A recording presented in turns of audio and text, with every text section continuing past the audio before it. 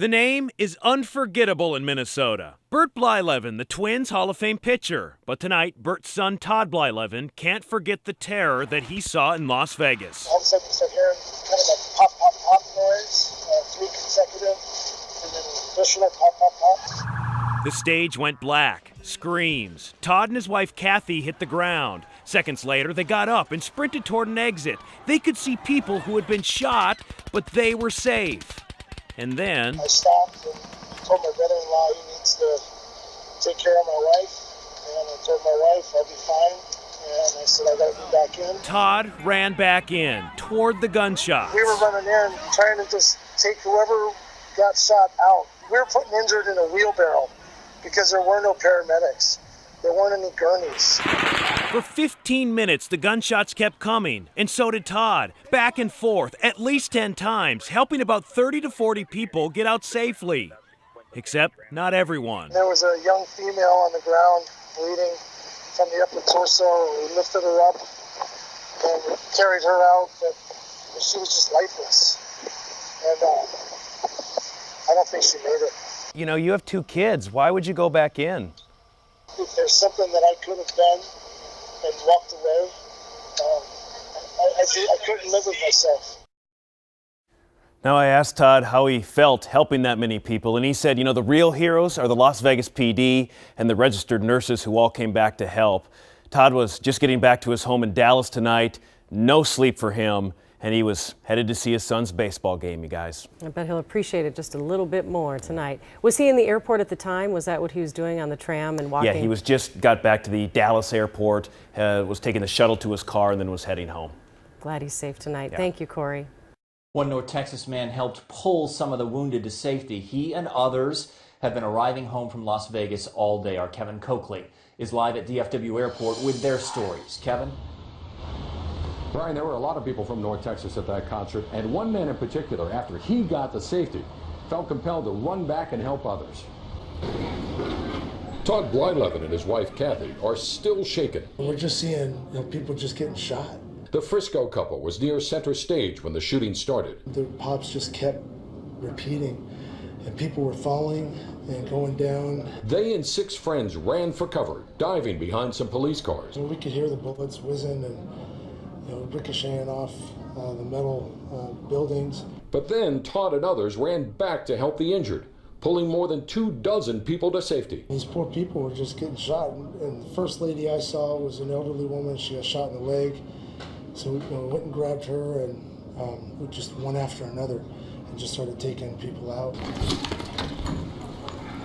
Now back home in North Texas, Todd Blyleven says he had no choice but to help. I wasn't shot, and other people were, so I just felt like I had to do it. Blyleven says the hardest part was carrying out a young woman, about 18 years old, lifeless, he said, and he doesn't think she made it. Live at DFW Airport, Kevin Coakley, NBC5.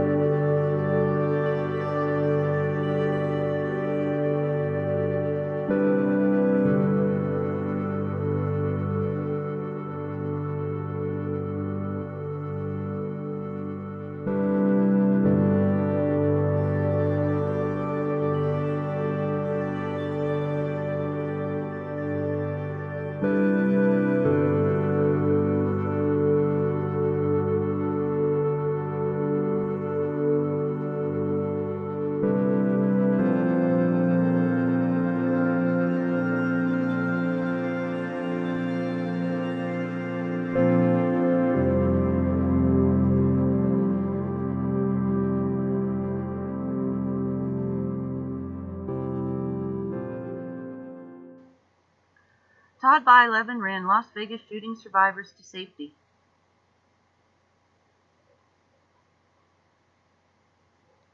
Todd Blyleven, son of Baseball Hall of Fame pitcher and Fort Myers resident Burt Blyleven, ran from the outdoor concert venue with his wife of 15 years, Kathy, and a group of 15 friends and family to safety late Sunday night in Las Vegas, Nevada.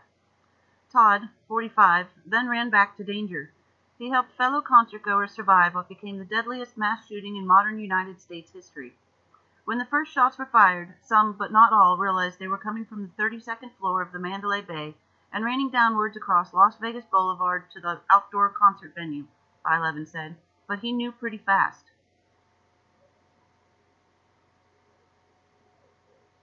It is like a bad, scary, traumatic war movie that happened in real life with your real family and friends sitting there, Blyleven said Monday night after returning with his wife to their 2 children in their Dallas, Texas home. I'm praying to God that you don't fall during that fight and in the script.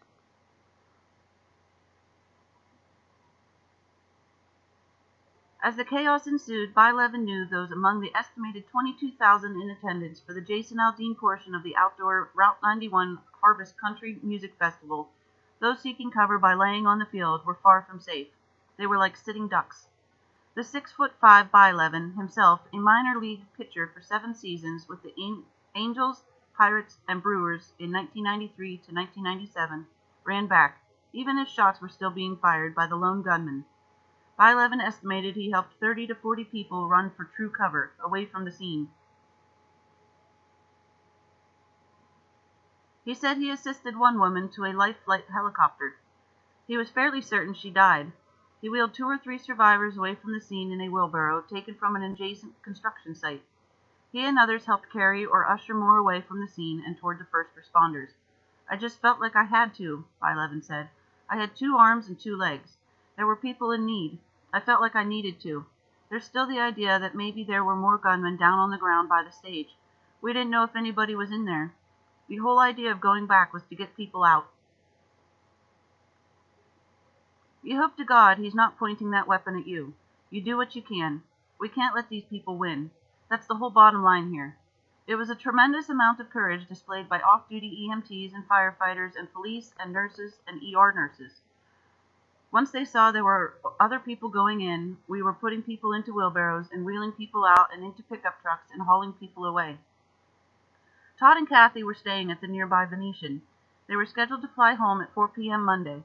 Instead, they rescheduled their flight for 1 p.m. They couldn't wait to leave Las Vegas.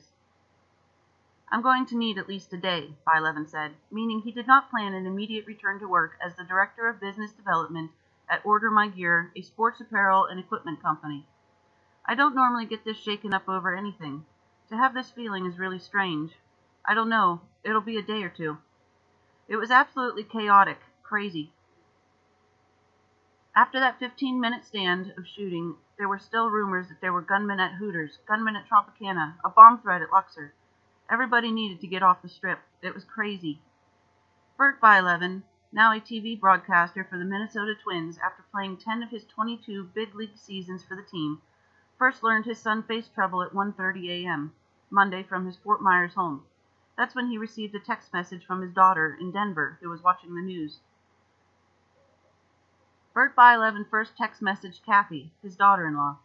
She and her brother and the rest of the group ended up in a condominium near Mandalay Bay. It had opened for those fleeing the scene. She told Burt she was okay. She stayed there until all was declared safe.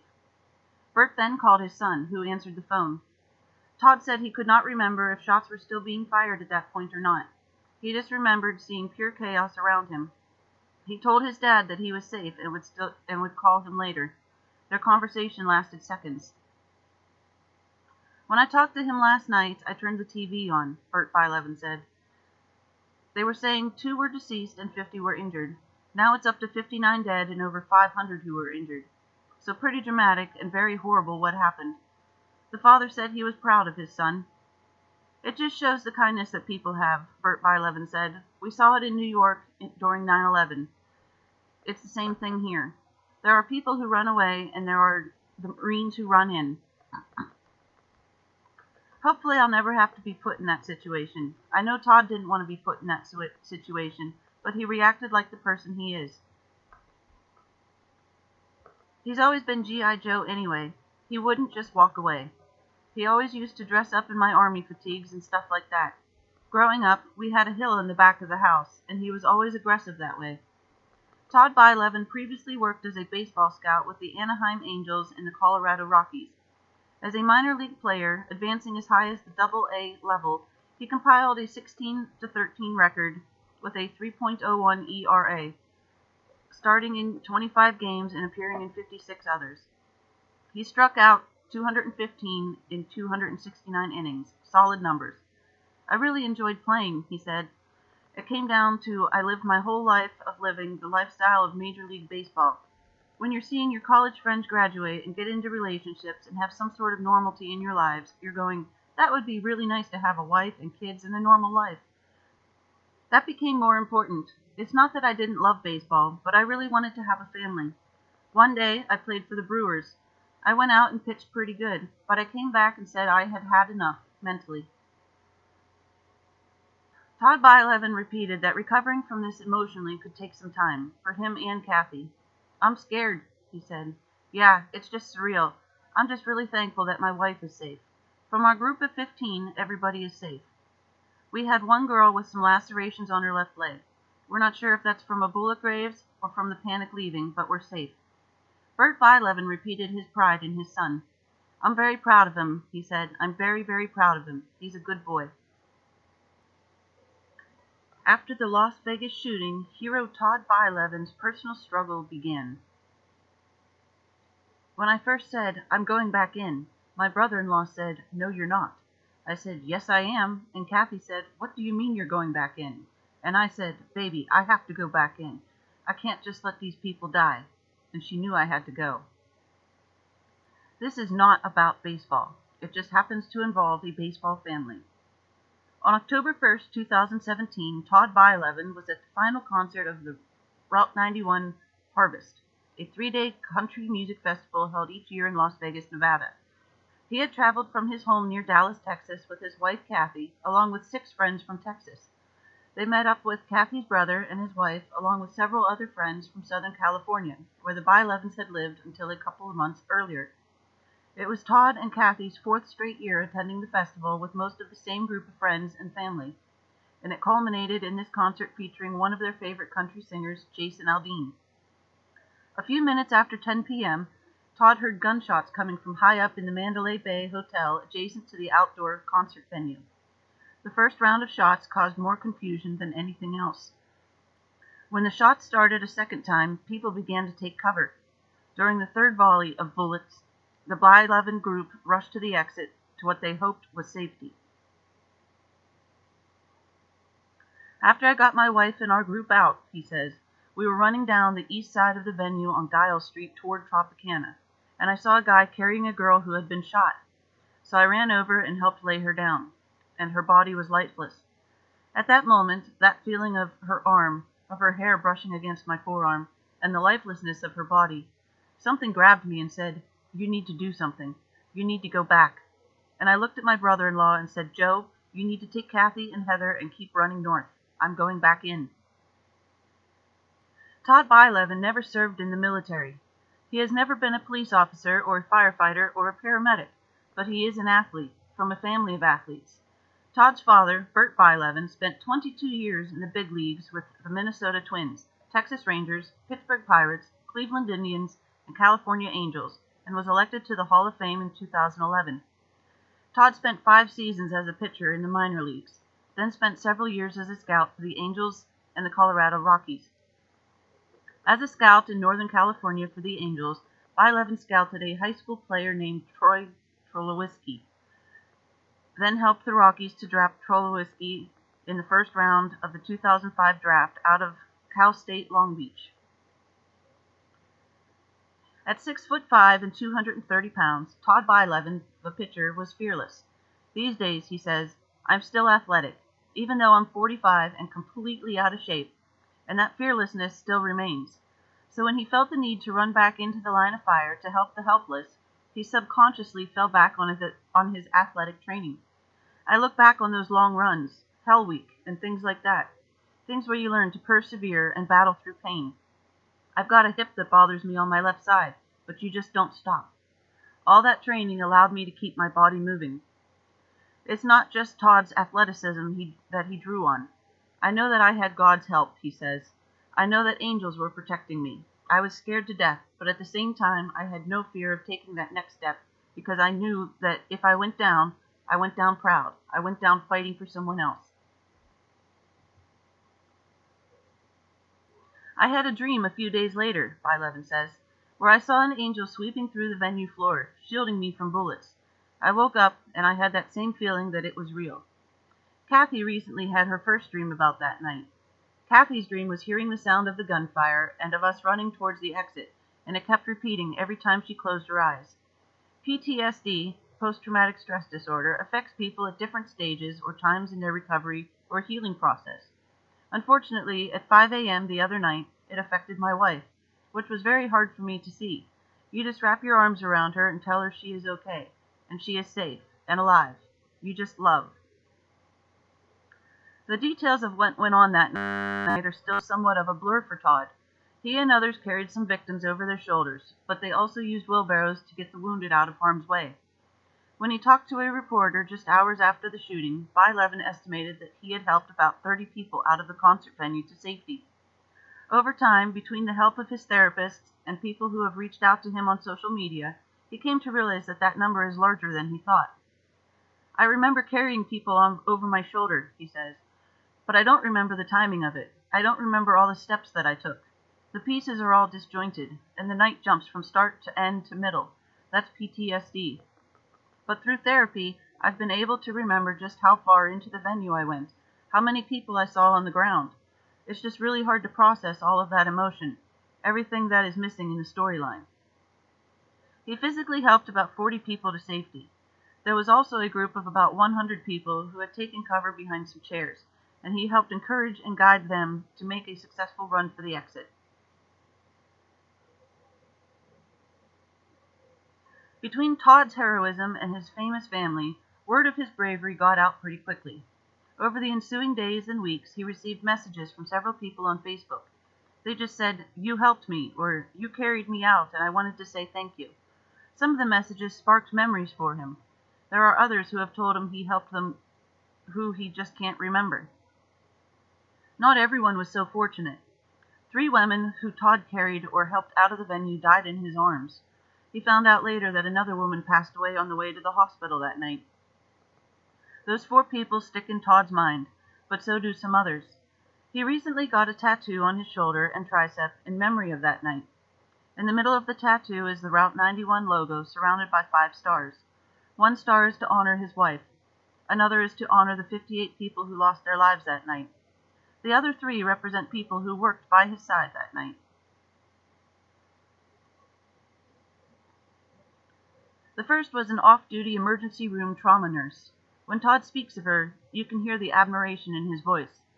She was a little, tiny, 5'0", blonde-haired lady, who, as soon as she had reached safety, turned to him and asked, "What can I do to help?"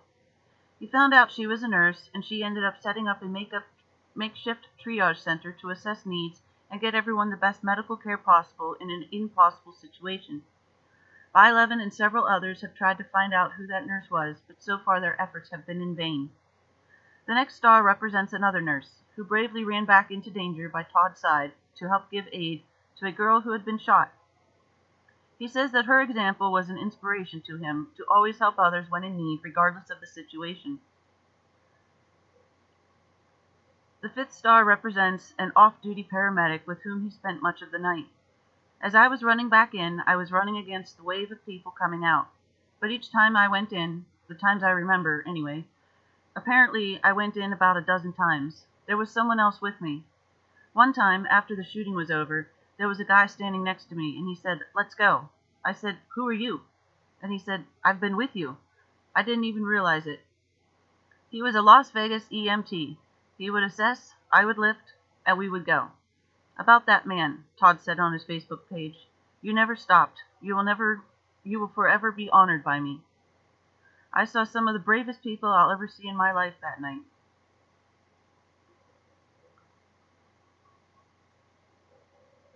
A couple days after the shooting, Blyleven saw a video that a concert attendee had taken, a video that shows Todd himself running in and out of the frame, helping those in need. At one point, he says, "I see myself just standing there, yelling for medical attention for someone who was injured, and there's gunfire going on, and I'm watching the video and thinking, hey, stupid, get back a little bit, you're going to get yourself shot." Even after the shooting was over, Blyleven and the others had no way of knowing they were safe. There were false reports of other gunmen, of bombs in hotels. For 7 hours after the shooting, Blyleven and others continued to search for survivors and perpetrators, and it was more than 8 hours from the time Todd and Kathy separated to when they were safely reunited. I knew that she was safe, and I knew that she was with her brother. I knew that he's a strong guy who would do whatever it took to protect her and his wife. But I thought of her and our 2 kids with every step I took. Eventually, word got out that it had been a lone shooter and the situation had been resolved. After hours of selfless work, Blyleven's night was over. "If you want to call it stubborn, I guess I was as stubborn as you can get," he says. "I was just going to keep going until there was no one left who needed my help, and that's what I did. At the Tropicana, we were cordoned off into a room, and a SWAT team member came up to me. I had other people's blood all over me, on my clothes and on my cowboy hat and my boots.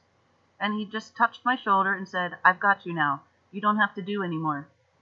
And I just collapsed. He stood over me for, I don't even know how long. I just collapsed. I had people coming up and giving me hugs and giving me water. I remember I had a lot of pain in my body, and a young girl went and got some Advil for me. Wow, I had forgotten all of that until just now, talking about it." Hours after the shooting, Blyleven told a reporter that it was going to be a day or 2 before he could shake the emotions associated with that night. It had been nearly 5 months, and he's still not there yet. He started meeting with a therapist immediately upon his return to Texas, which was helpful. Then a friend, who is a firefighter in the San Francisco Bay Area, recommended eye movement desensitization and reprocessing therapy, EMDR, which is commonly used to treat PTSD stemming from military combat. "I couldn't remember a lot of what happened in the first 90 minutes after the shooting," he says. "The EMDR allows me to chip away at the backside of my brain and chip things off as my brain is able to process them. It kind of puts them in a sequence, like I'm watching a movie with all the scenes mixed up. And the EMDR helps put those things back in order for me so I can process them. There is no set plan in place for when Blyleven thinks he will be fully recovered. He says it's a day-to-day thing.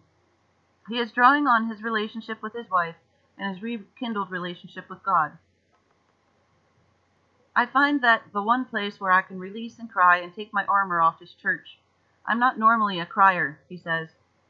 "I was raised to try to be this strong athlete, especially around my wife. I try to be this tough guy. But church is a place where I feel safe to sometimes let things out, and it adds to that healing process. And that's good. It's okay to cry. I wasn't an extremely religious person before," he says, "but I am joined at the hip with God now, and I'm ready to fight evil wherever it is." When asked if he has survivor's guilt, Blyleven pauses. "I'm heartbroken for the people who lost their lives. At the same time, I'm very happy to be alive. I'm proud of what I was able to do. I can say honestly, because I've been through it, that I would do it again. I'm happy that I was able to help other people survive. I wish I could have helped more, but I don't feel guilty for surviving." Blyleven says he feels a kinship with other people who have gone through what he went through, either in Las Vegas or in other acts of senseless violence. "I run into people who were at Route 91, people I don't know, but we share that. And the first thing we always say is, 'I'm really happy that you lived. I'm happy that you made it.'" For Todd, his life changed on that October night, and he doesn't know when or if things will get back to his old version of normal. He doesn't even really know what outcome he is looking for in therapy, but he has a few specific goals. "All I'm trying to do," he says, "is to try to fight that battle every day to where I can process more, I can release more, and I can learn to live my life with this trauma. I want to go to a movie with my kids. I want to be able to go to an outdoor concert again one day. I can't right now. I can't even listen to Jason Aldean, who was one of my favorite singers, because it triggers flashbacks of what I saw, heard, and touched that night. But it's my goal to be able to go to one of his concerts again." And yet, Amid the tragedy and the PTSD and the nightmares, Blyleven is working on coming out the other side a better person. He says there are some parts of his old normal that he doesn't plan on returning to. What this has done for me and the others who were in this situation or any similar situation, he says, is when I look at life now, I'm not just seeing a flower. I'm not just seeing a tree, but I'm really seeing the beauty behind it and appreciating it. And the small drama that we allow ourselves to build up in life, we let it take over and take away from the most important things in life. I don't do that anymore. I know it's short term, but I'm not planning on going back to that. You grab onto the things that are really important, and you really look at life from a new perspective. And each step that I take now, I take for the 58 people who died that night, who don't get to take those steps for themselves. Blyleven, like everyone else, is unsure exactly how to stop things like this from happening. But seeing it happen again in Sutherland, Texas, in November, and Parkland, Florida, last week, he recognizes that something needs to change. I don't want to get into politics, he says, but when you're there and you're seeing these moms and dads and sisters and brothers, everyday people, being shot and killed, it's horrifying. And I just hope that our government and the powers that be really start to put their foot down and try to change today's society in a way that we can better identify these types of people who would do this thing, and maybe put a little control on the kind of weaponry that is being put out in the public.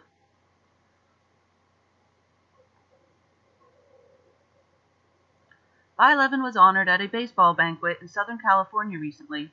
Watching coaches and players receive awards for their work on the field, he began to feel a little unsure of his place there. When it came time to speak, he worried about bringing the crowd down. But what he said to the group shows the lessons that can be taught and learned in baseball and other sports, life lessons that can apply to situations of all kinds. This really doesn't relate to baseball, he said, other than I was a baseball player. I loved to play, and I hated to lose. I don't know if that had anything to do with this, but baseball gave me character. I learned that from my dad. Baseball allowed me to play on a team and develop a work ethic. Those 3 things got me through this experience, and those 3 things will help me get over it. Hard work, team, and character.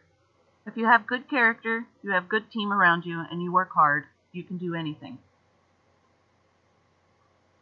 Blyleven's team now consists of Kathy, who recently bought him a pair of cowboy boots to replace the blood-stained pair he wore that night, their children, his therapist, and the support group he is surrounded by, including the friends and family who attended the concert with him. His character and his genuine caring for his fellow man led him to run back into harm's way 10 or 15 times that night, and that character is now helping him learn the lessons he needed to learn from that experience. When Blyleven took action that night, there was no thought of personal gain or fame, and throughout our discussion he repeatedly turns his focus to the other brave souls who helped save the lives of strangers, as well as the 58 people they weren't able to save. But he is willing to talk about it, to put his story out there, because of the lessons to be learned.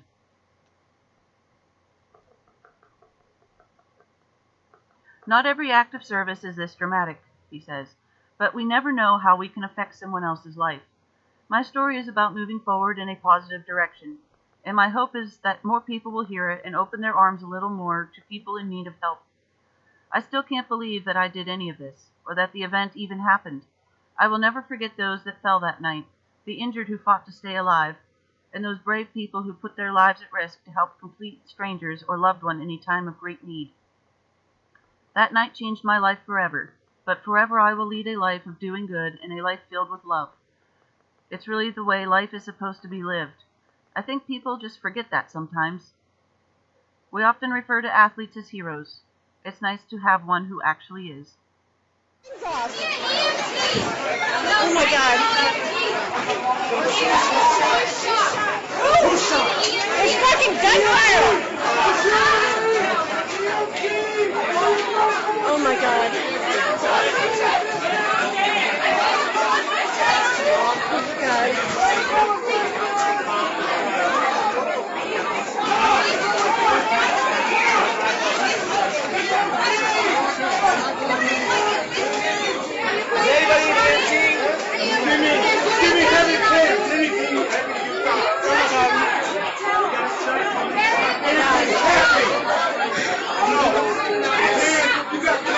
Fucking major gunfire in the Jason Aldean concert.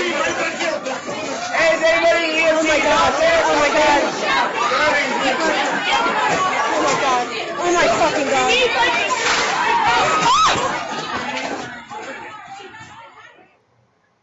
The end of normal. Todd Blyleven was a hero during the Las Vegas mass shooting. That was only the beginning. It's Black Friday, and Kathy Blyleven wants to buy her husband Todd a new pair of boots. He needs to replace his current pair, which he's owned for 7 years but hasn't worn for about 6 weeks now. They're made by Durango, light brown and romper style with red tops, real cowboy stuff. But he's buried them on a shelf at the top of his closet near his brown cowboy hat and white checkered flannel shirt, both of which he hasn't worn since removing them from his sweat-soaked body on the morning of October 2nd. The left boot has a tear stretching down its seam. Also, dark splotches of blood have dried across the leather on both boots, prompting Todd to break out in a cold sweat every time he glances at them. And so on this Friday, Kathy, Todd, and their 2 children, their 14-year-old son Dylan and 11-year-old daughter Gracie, pile into the family's black Dodge Ram and find a boot barn tucked into a strip mall in Frisco, Texas. Located about 25 miles north of Dallas, Frisco is one of the country's fastest-growing cities. The Blylevens moved there in August from Orange County, California. Todd, a 45-year-old former professional baseball player and scout, and the son of Hall of Famer pitcher Burt Blyleven, has been offered a marketing job for a software company that works with sports businesses. In Boot Barn, Todd strolls the aisles, scanning the racks. A pair of dark brown leather boots made by Area catches his eye. He finds his size, 13, and tries them on as his family watches. He stands up, moves around a bit, and stretches. They're really comfortable, he tells his wife and kids. I can definitely run in them. Later in the day, Kathy pulls him aside. Do you know what you said before while trying on the boots? She asks him. All Todd can recall is mentioning how comfortable they were. You said these are really comfortable. I can definitely run for my life in them. Todd, a man who grew up in baseball clubhouses where feelings were shunned, not shared, is reminded of a question his father had recently posed to him over the phone.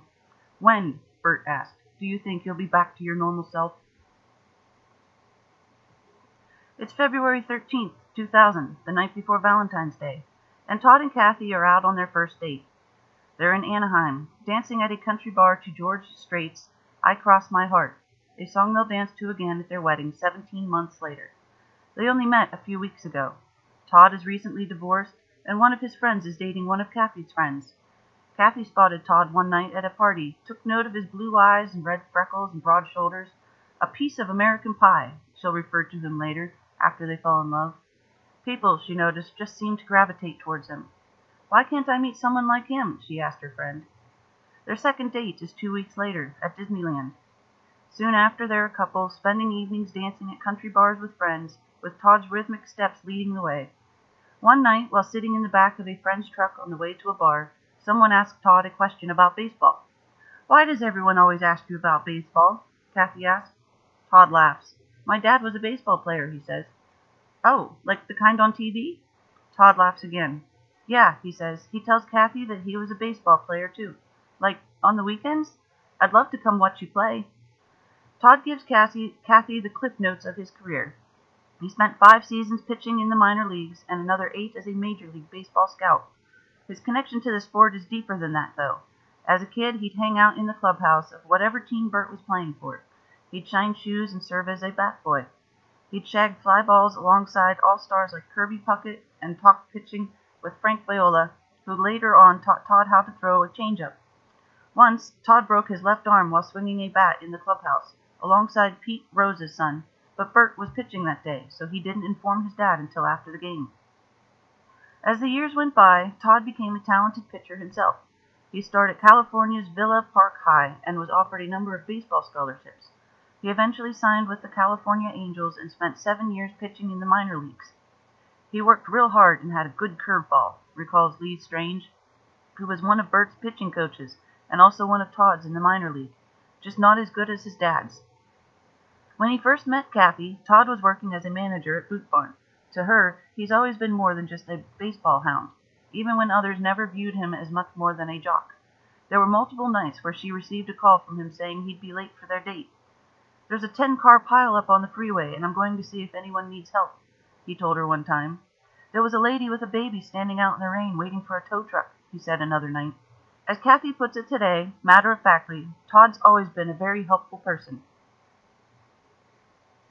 It's a hot night in Las Vegas, and Todd and Kathy, along with 16 other family members and friends, disembark a party bus and make their way south on the Strip. Their destination is an acre-long patch of asphalt resting in the shadows of the 43-floor Mandalay Bay Resort, home this evening to the third night of the Route 91 Harvest Festival Country Music Show. The Blylevens and their friends have spent the past 3 days enjoying a typical Las Vegas vacation, playing slots and lunching at Mario Battelli's restaurant during the day, dancing to music of country stars like Sam Hunt, Jake Owen, and Eric Church at night. Todd, though, is especially ecstatic about the evening ahead. It's the festival's final night, and Jason Aldean, one of his favorite singers, is the closing act. Aldean takes the stage at around 9:30, and Todd, in his brown cowboy hat and white checkered flannel shirt, spends the next 35 minutes in the back of the venue, altering between dancing and swigs of beer. A few minutes after 10, Aldean is belting out the lyrics to Any Old Barstool, the penultimate song of his set. Todd's left hand grips the right hand of Brianna Barnes, a family friend who's come along for the trip. His feet glide across the concrete as the two dance and sing along, with Todd's smile stretching from ear to ear. He hears something that sounds like a firecracker, but continues dancing. Aldean croons the final line of Any Old Barstool, his voice drowning out the sound of 5 more pops. "What do y'all say we pick it up just a little bit?" Aldean asks the crowd. The band hits the chords for When She Says Baby, one of Todd's favorite songs. Aldean begins singing. More pops ring out. This time it sounds like 24. Kathy asks Todd if it's fireworks. His eyes trail the sound back towards the Mandalay Bay Hotel, where he catches a glimpse of a light flashing about 30 floors above the ground. "It's gunfire," he yells. "Get down!" Todd and the rest of the group collapse to the ground and cover their heads with their hands. Aldean flees the stage. Some of the venue's lights go dark. For a moment, the barrage of bullets stop.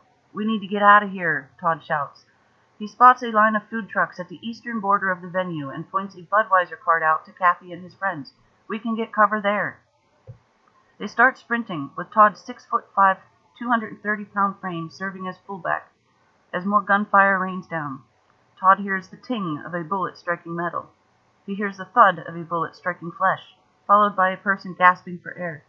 He sees chunks of white dust kicking up around his feet, his fight-or-flight reflex blocking out the screams around him, his focus honed in on the shelter now just a few yards away. He reaches safety unharmed. His family and friends have made it too. More pops ring out. They sound like they're coming from different spots. Are there multiple shooters? They find a pair of squad cars and take cover next to an officer with a hole in his foot. He has no information to share. They rest for a few moments and then sprint north up Giles Street. Todd sees a man carrying a girl like she's a pair of scissors. She's wearing boots and a tank top and can't be more than 18 or 19 years old. She reminds him of his niece.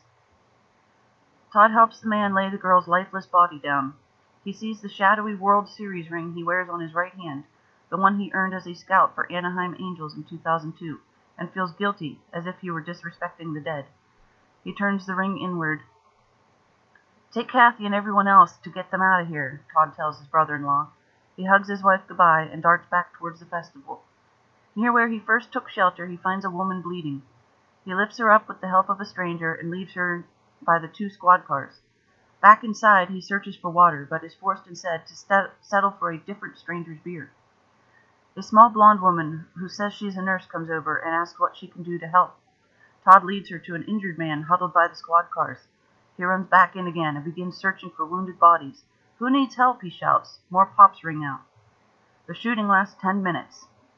10 minutes is all it takes for Todd's life to change forever. Todd spends the next couple hours lugging bodies out. He loses track along the way, but believes the number to be a couple dozen. Some he saves, at least 4 he does not, like the girl who reminded him of his niece, or the petite brown-haired girl who he tossed over his shoulder, only to realize upon laying her body down that she was already dead. At around 6:30 in the morning, Todd calls Kathy. She texts him her location. A stranger had invited her and the group into his condo for safety, where they've spent the evening, and Todd, it turns out, is only 50 yards away. The two haven't spoken since 2:30 a.m., when he called to update her. She could hear him over the phone barking orders and calling for medical help. Todd walks down a dark street and finds his wife. He collapses into Kathy's arms, his clothes soaked in the blood of others. Later that day, he speaks to his father over the phone. Bert wants to know why Todd stayed behind when he could have fled. "Dad," Todd says, "if that were me laying down there, I would hope that somebody else would have come back in to help." It's October 2nd, 2017, the night after the shooting, and Todd is back in Frisco. He and Kathy flew home that morning.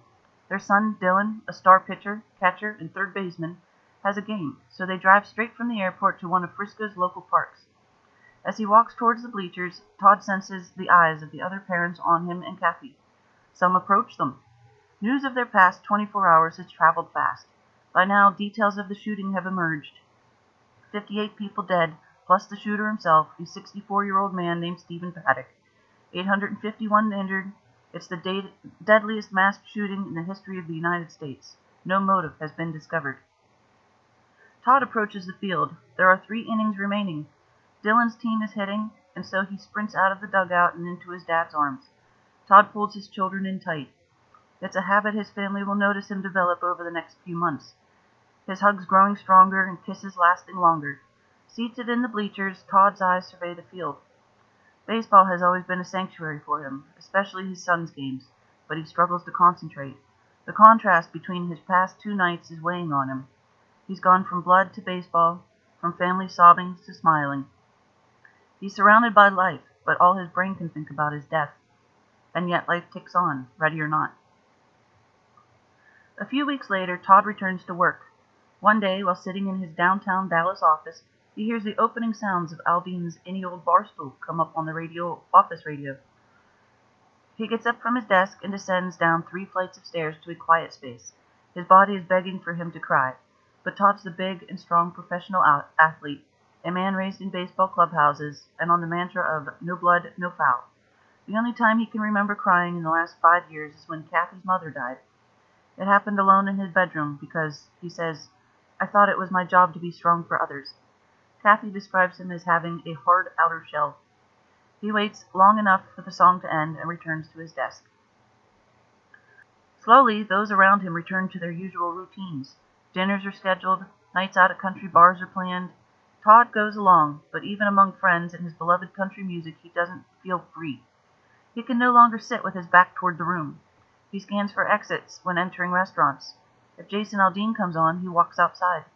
He argues with Kathy about sending Gracie to a youth event at their church. His kids begin to notice that Dad is different. What happened? That's going to be on Dad's mind for a long time, Kathy tells them. Todd wonders why he survived and others didn't. He thinks about how many more people he could have saved if only he had EMT training. He joins Facebook groups for survivors of the shooting and checks them multiple times a day. He wants to hear the stories of other survivors and tell them that they're not alone. Some members send him videos of his heroism. Todd's brain has blocked out so much from that night, but the clips trigger his memories. In one, Todd is seen carrying a girl to safety while bullets buzz around him. He watches the video with Kathy and says, "A guardian angel wrapped me up in its wings." His attempt to explain why he survived, but that doesn't help him fight back the nightmares. Thanks to his last name, his story has made the rounds in the news. He receives invites from cable networks and town halls to share his views on gun control, but he's not interested in engaging in politics or becoming a spokesman for that cause. Todd's focus is elsewhere, on himself and the other survivors, of Route 91, but also of all the mass shootings in America, a group that grows larger by the month, scratching to reclaim their old lives. He starts seeing a therapist, but it doesn't do enough to help release the pressure he feels bubbling up in his head. He switches to a specialist in eye movement desensitization and reprocessing, a treatment designed for combating traumatic memories, and meets with her every Monday afternoon. She helps unlock some of the trauma his brain has hidden from him, and scenes from that night in Las Vegas go from foggy to vivid. Todd realizes again how lucky he is to be alive. On Sunday morning, November 5th, Todd's watching his son play baseball again when his phone begins buzzing. There was another shooting, this time in a church in Sutherland Springs, just outside San Antonio. 26 are dead, 20 more injured. It's been just 4 weeks since that night in Vegas. He fights back tears and also the urge to jump in his car and make the 5-hour trip south. He thinks about all those who've died, but also the survivors who, like him, might now be struggling. One Sunday, soon after, Todd's sitting in church with Kathy. It's a new tradition for the family, one they have added since Vegas. He and Kathy are seated alone in a pew in the back corner. No kids, no family. Sitting there with his wife, listening to the choir sing about love, Todd brings his hands to his head. Tears rain down his cheeks. It's a weekday morning in February, and Todd is on the phone while driving to work. He wants to talk about what he's been through the past 4 months, for himself, but also so that others enduring similar ordeals know that they're not alone. In American culture, we're supposed to get over stuff in like 30 days, he says. Someone passes away, and it's like, it's been a week, so what are you going to do now? Every week, Todd's memories from that night grow clearer. He says he's doing better, and that he no longer fears crying, a message he's tried to pass along to his son. He still checks in on his Facebook groups, but not as frequently as he once did. His conversations with his dad have changed too. Recently, Bert left him a voicemail. Just wanted to see how you're doing. I'm really proud of you. Take your time, and we're here for you. There's no more mention of being normal or returning to his former self. Certain events change a man. Bert, like Todd and Kathy and the rest of the Blyleven family, now recognizes that this new man is who Todd is. And if they ever forget, all they have to do is glance at his right arm and the tattoo stretching from his shoulder to his elbow. Todd got it just a few days ago. It features a cross with the number 91 between a pair of angel wings. To respect my guardian angel from that night, he says. The date of the massacre, 10/1/2017, is sketched above the phrase, Country Strong.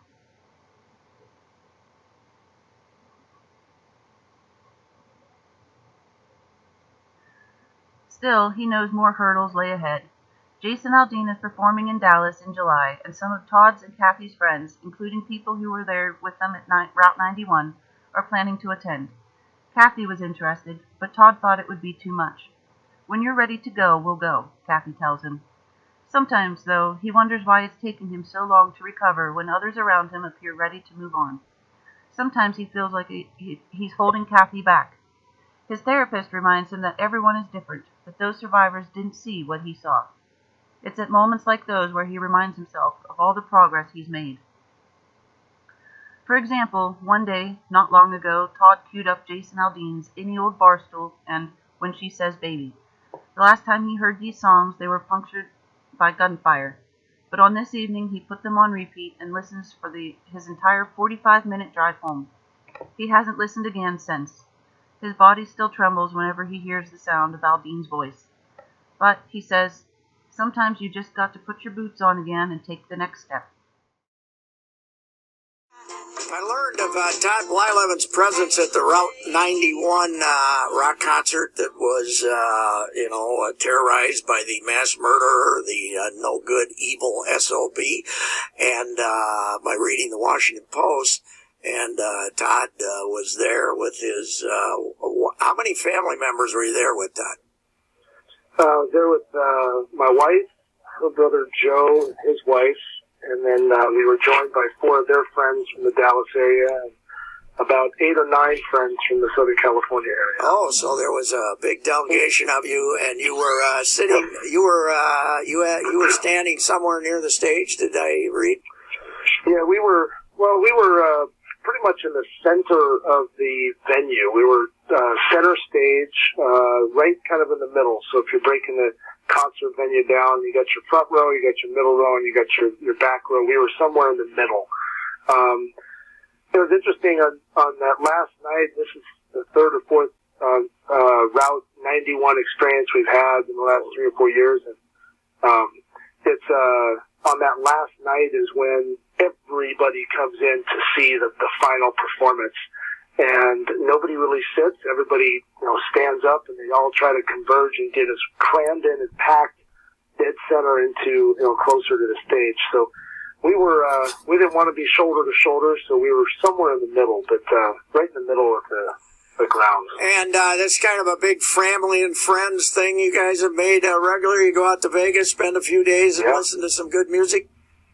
Yeah, it's always been a great time. We've always enjoyed the venue. It's a clean atmosphere, a lot of fun. Obviously, it's in Las Vegas, so a lot of people are happy to be there. Yeah. It's you never in a million years think that something like that would happen. And we were dancing, right before all that stuff happened. We were having a good time and singing along. And Todd, how quick did you become aware that something terrible was going on? Well, I just stopped swing dancing, with a friend of ours, and my wife was there, and we're all converged, which was really weird that the group of us would all be in the same spot. In the previous years, my wife and her friends would all, try to get up as close to the stage as possible because they want to see those good-looking country singers. Sure. But tight jeans. For some reason, tight jeans. But for some reason, we all stayed together that night. We just felt that it would be nice to stay together. And right after we had just finished dancing, I heard a pop, and then a pop, pop, pop, and then it just didn't seem right. You heard another pop, pop, pop, and at that point, I knew something was wrong. I looked at a friend of mine off to the right. He was a little concerned, and then you just heard a burst of bullets, just a barrage, and everybody went down. The stage lights went out. The band members all ducked and ran off the stage, and I looked up to the right at Mandalay Bay, and I saw muzzle flashes coming from. Oh, you could see it. You could. It's close enough that you could see the muzzle flashes. Though. Yes, it's close enough. I mean, okay. You feel like in your heyday when you could throw a baseball, you could throw it and hit it, but it's that close. Okay, especially being up in the 30s. So now you know what's going on. Somebody's firing. Then what was your reaction with the friends and family you were with then? Well, right away, I got my wife in front of me, and she's her face is 2 feet in front of mine, and I got my brother-in-law next to her and his wife, and everybody realizes now we're getting shot at, and I know it's coming from above. But then because of the surrounding and the buildings and the atmosphere, the pop noise was echoing, and so then you thought, oh my God, there's somebody up in front in stage, a second shooter shooting on ground level, and that's where the mass panic and chaotic just kicked in with everyone not knowing where you're supposed to go. But I knew there was someone up above shooting down. I looked behind me and saw shelter on a food truck lineup, and I knew those trucks had, they're made of metal, so we're going to get our tails back there. And we were all within the first 10, 15 seconds of the firing. I said, focus, everybody, just focus. We're going to go now. We're going to go. And I grabbed my wife, told my brother, grab your wife, and let's go. And we took off for, we stayed low. I said, keep down, keep your heads down. We got to cover, but I realized that someone had been shot right next to me.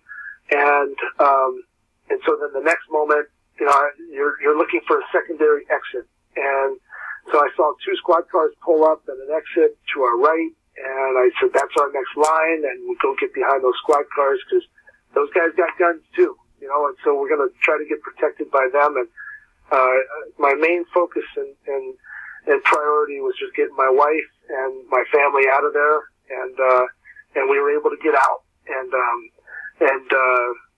luckily, and so as we're getting out, this is all within the first minute and a half. I got my wife and brother and his wife down the street a little bit, about 30 yards beyond that squad car, and I said, Joe, you're going to take my sister, take your wife, take my wife, take your sister, and you're going to get them to safety. I need to go back. And at that point, by then you had seen some people hit, or you were aware that some people were hit. Right to I'd already seen somebody while we were inside that was hit, so I knew someone was down, a female, and I knew, and then coming off to my left side, a guy was carrying a young gal, and that had been shot. And so I just said, I gotta go, and my wife said no, and I said, I'm sorry, I'll be fine, I'll be safe, and I took off and went and helped this gentleman with his girlfriend, I'm assuming, and we got her next to a squad car. There was a secondary set of squad cars that my wife was running towards with her brother and sister-in-law. So I knew that area would be somewhat safe, and then I just kept going in and out. Todd, how long before the firing stopped? It was about 15 minutes. Oh, really? He shot for that long, huh?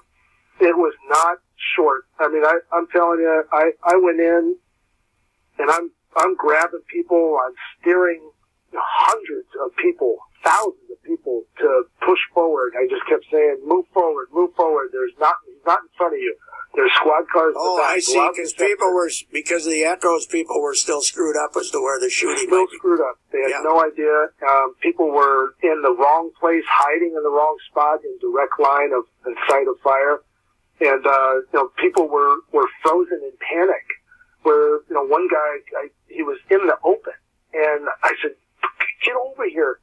And he said, I can't move my legs. And so I went and grabbed him, and I pulled him aside. And another gal, the 18-year-old, 17, she was young.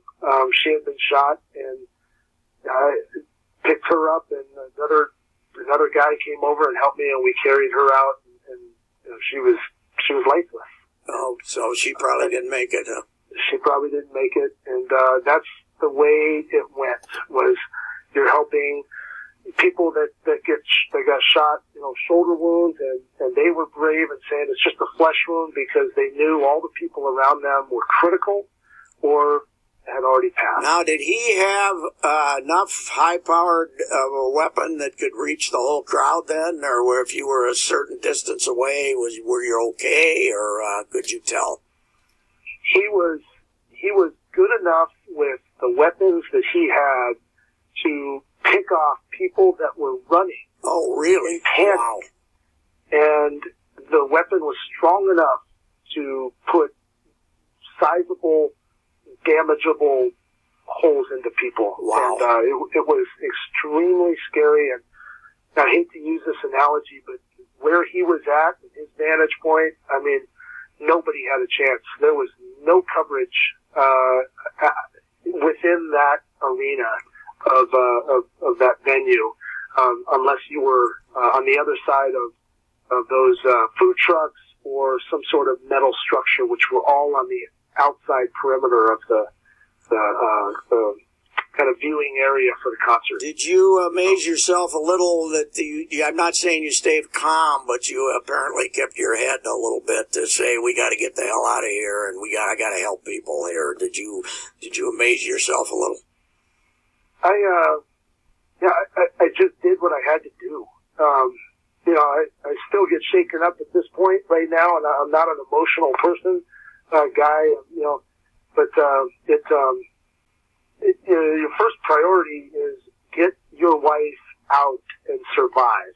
And then, and so you're in survival mode. And when I saw that victim down on the ground and those hurt people, then it became, I just have to help. I just have to go.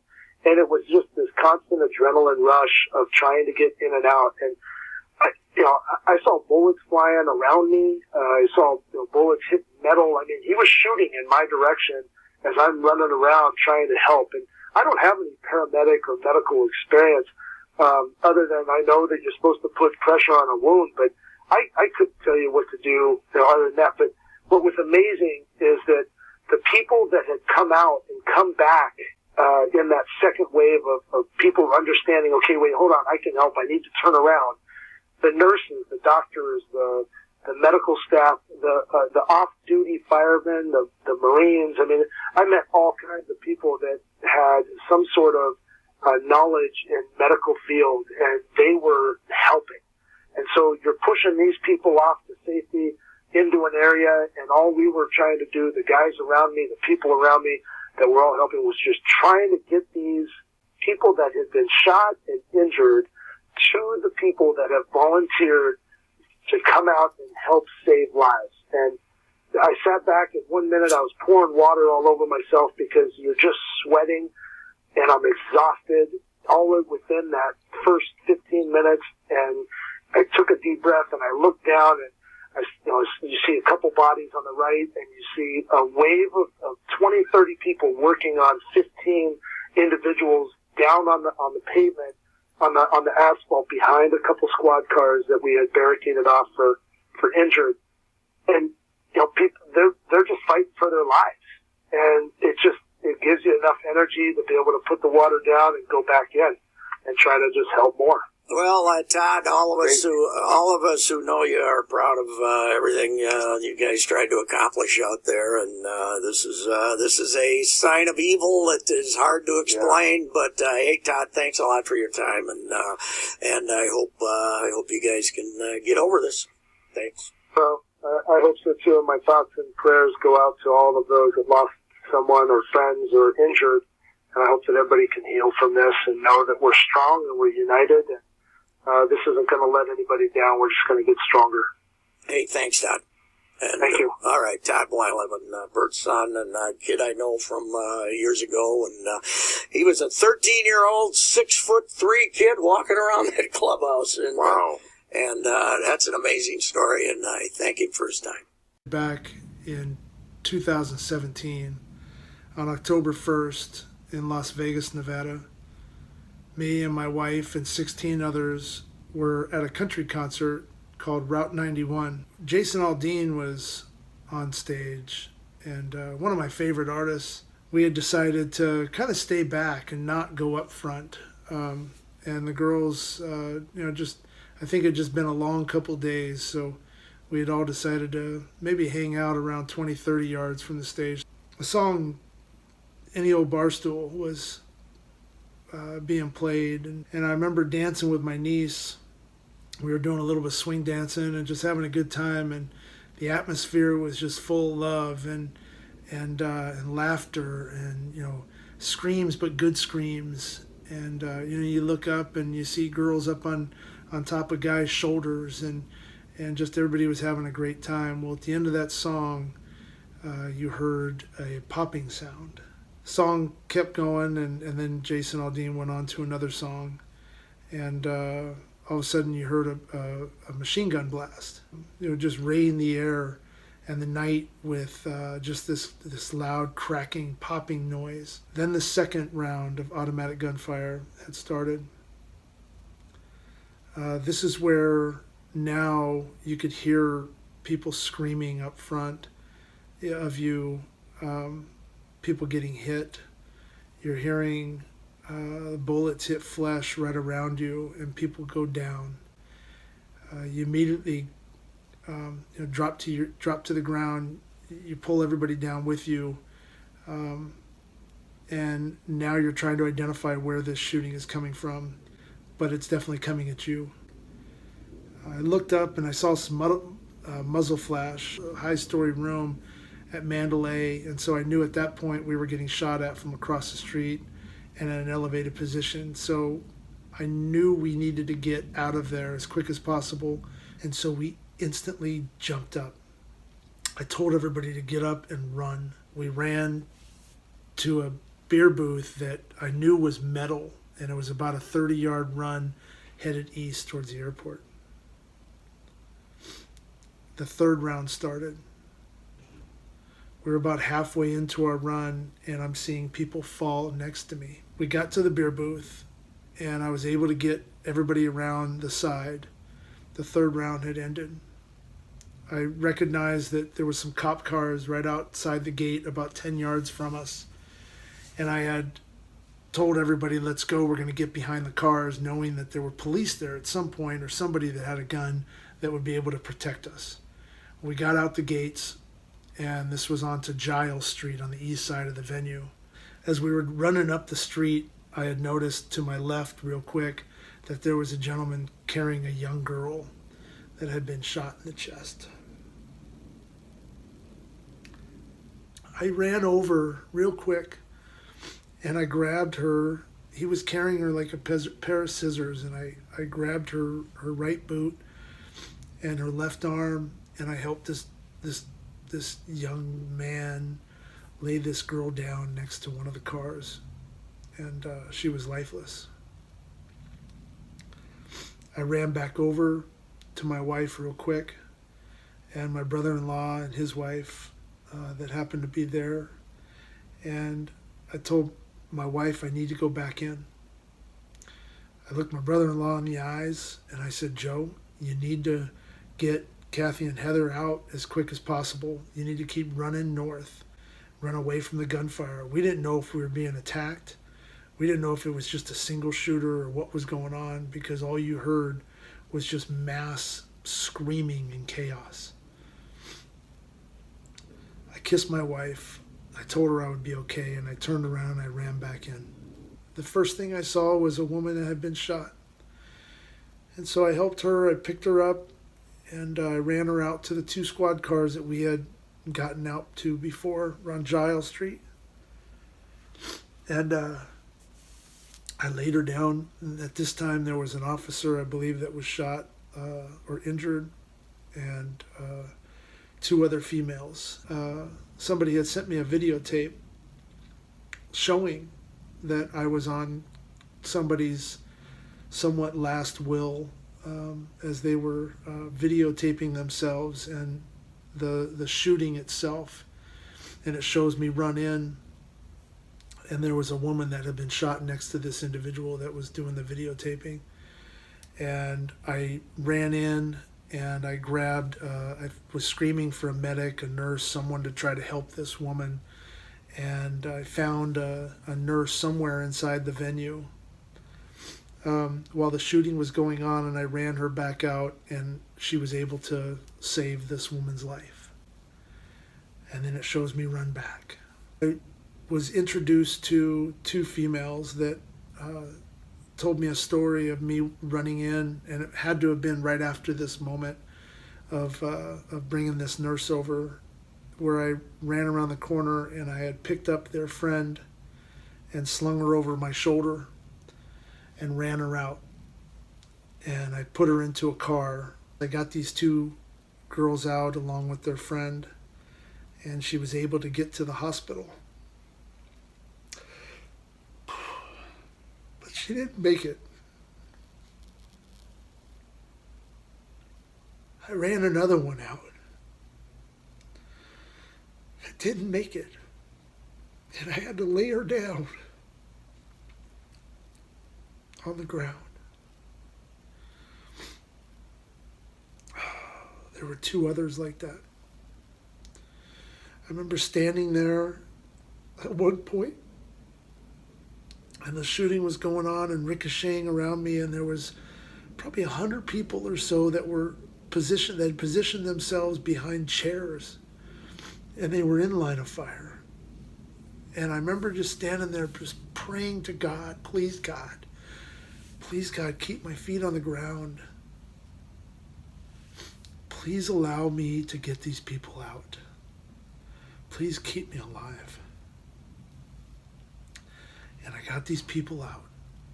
And they just didn't know there was an exit point on the other side of the beer booth that we had run to in the very beginning. And the bullets were flying around us. And I'd never been that scared in my life. I remember running a girl out, and she ended up living. But I remember I had just had stuff all over me, and I was so thirsty. And I remember taking this water and just pouring it all over myself. I remember just drinking as much water as I could, and then just pouring it and just feeling that water just almost cleanse my body. The night didn't stop there. It went on for 8 hours. We were getting all kinds of misreports that we were under attack, that there were shootings up and down the strip, that there was a bomb threat at Luxor. I found myself at the end of the night doing my best to try to protect over 200 people in a hallway in Tropicana with 4 other brave men, where we were barreling through doors trying to find an active shooter inside, that we were told there was one by a police officer. We just wanted to stop the madness. 58 people lost their lives that night. I held 4 of them in my arms. It's guesstimated somewhere that I carried about 30 to 40 people out that lived. I was contacted not too long ago by a friend of a girl that says I got them out. They found me on Facebook. The girl was shot in the upper torso, but she lived. I'm going to hold on to that.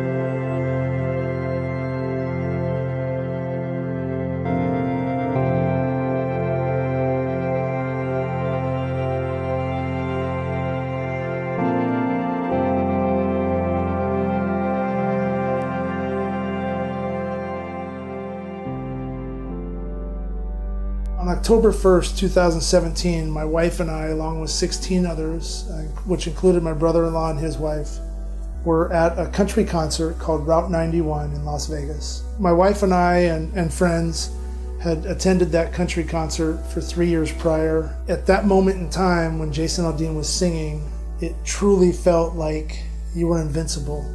There was so much love and laughter and joy in the air. He just sang one of my favorite country songs, and I was dancing with my niece, and at the end of the song, you started to hear some popping sounds. And seconds into his next song, you heard a barrage of machine gun fire now. Then the second round started. Jason Aldean ducks, or crouches down and runs off the stage. You can hear bullets hitting people. People are screaming, everybody goes down. My wife was here 5 feet or 5 inches in front of me. My brother-in-law, my sister-in-law, my friends, which were younger, which I treated like family, were all around me. We were all down. I was down on one knee though, and I looked up because that's where I heard the sound come from. As the second round was firing, I saw muzzle flash come out of a high room at the Mandalay Bay. I wanted to get us to a beer booth, which was about 30 yards away from that window, or further away from that window. And it was the only place where I could see where there would be shelter. So we started to run. I had my wife in front of me, my brother-in-law and his wife, and the third round started. This is where you start to see now people running and falling. And the shooting was coming at us. I looked my brother-in-law in the eyes, and I said, you need to take Kathy and Heather and you need to keep running north. Run away from the gunfire. I told him I'll be okay, I'll find you. Just text me where you're at, I'll find you after I'm done. I gave my wife a kiss, I said I love her, and I told her I'd be okay, and I watched him run away. I then turned around and went back in. When I ran in, it was mass chaos. I got a tattoo on my right shoulder to pay tribute to that night and the people that fell. It was estimated between all the people that reached out that I carried somewhere around 30 to 40 people out. And unfortunately, I had 4 of the 58 victims that passed away in my arms. I call them angels because I truly believe that they rose up and they helped protect the thousands that got out alive.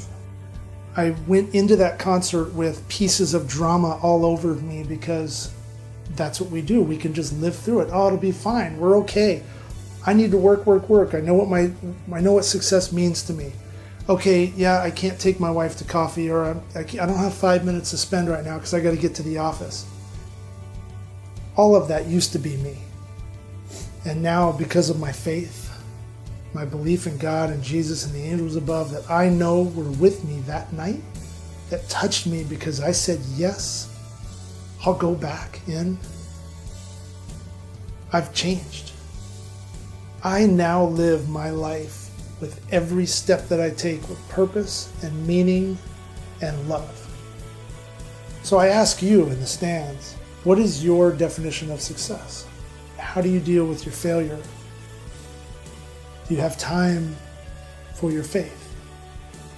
Do you give your wife or your boyfriend or your girlfriend or your husband or your kids or your pets?